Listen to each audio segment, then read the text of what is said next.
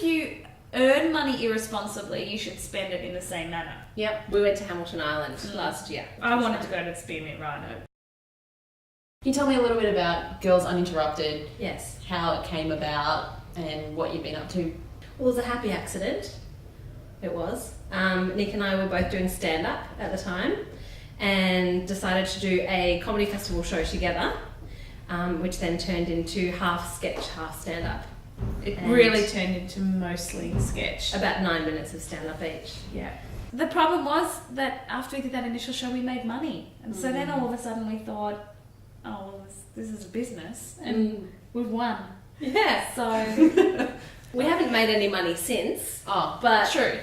That's... No, we just spent it. Yeah. We spent it. You've had a great deal of success following your web series Northside. What inspired you to create that series? Living in the North. It's people encouraging you. It's people saying, oh, you're great at what you do, and then people wanting to work with you. And it was good for us to write in a way that wasn't kind of character focused.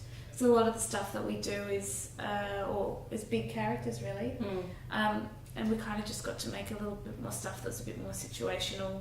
A bit more Lou and Nick rather than big characters. There is still a little bit of character work in the series though. I loved the one going into the cafe. Oh, the yes. starting to go to the toilet. hips. Yeah. That's great.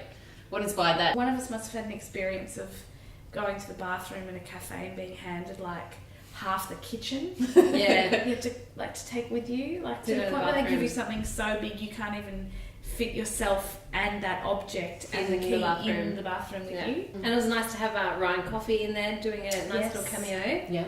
And when we were actually writing it, we were saying, and then Ryan Coffey comes in, you know, because it's like the person that looks like that. Everyone was like a plan B or a plan C, but he was like perfect. He was exactly what we wanted. What sort of doors have been opened because of that content that you've created?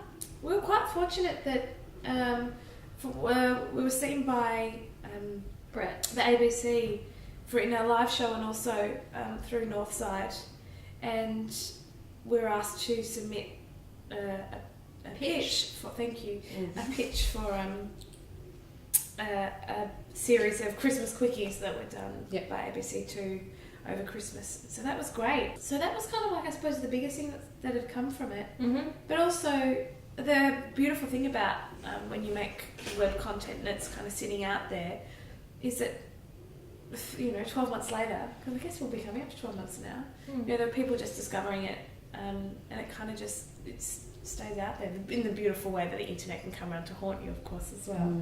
But it just stays out there and people can sort of just rediscover it or discover it for the first time. And with the series, we really wanted it to be quite short, so that people did watch it to the end and did enjoy it and then wanted to watch more as well, rather than having like a 5-minute, 6-minute sketch. We wanted them to be really short and succinct. Your web series has a very high production value. Is that something that was important to you from the very beginning, or did you kind of pick it up along the way? No one wants to sit down and look at something that looks amateur, because then they're watching something that's amateur and then they go, this looks amateur, they must be amateur. You know, and because we're so spoiled with production values and you know, what we watch and cinematography and all that we went, when people watch this, they want to go, this is well shot, well edited, well lit, you know, it looks professional, and then that reflects on the work and on us as well. We want people to look at it and think that we're professional. We're not, but we give that illusion. We also had a fabulous producer and director. And she was wonderful. Team. And a fantastic team, that's right. And that was just from people wanting to hang out and make content. And there's a lot of people who want to do that. And I think it's important. Just make a good lasagna and then people are happy. Totally. Tell a good story. Like, it doesn't... I know that there's, you know, there's the YouTube generation of... that's what we'll call them, of, you know, making vines or making short Instagram videos and stuff. I don't know, I just felt like we were too old for that. It's like, if we were 19, then that would be okay. But we're just too far. Look, we just wanted good lighting.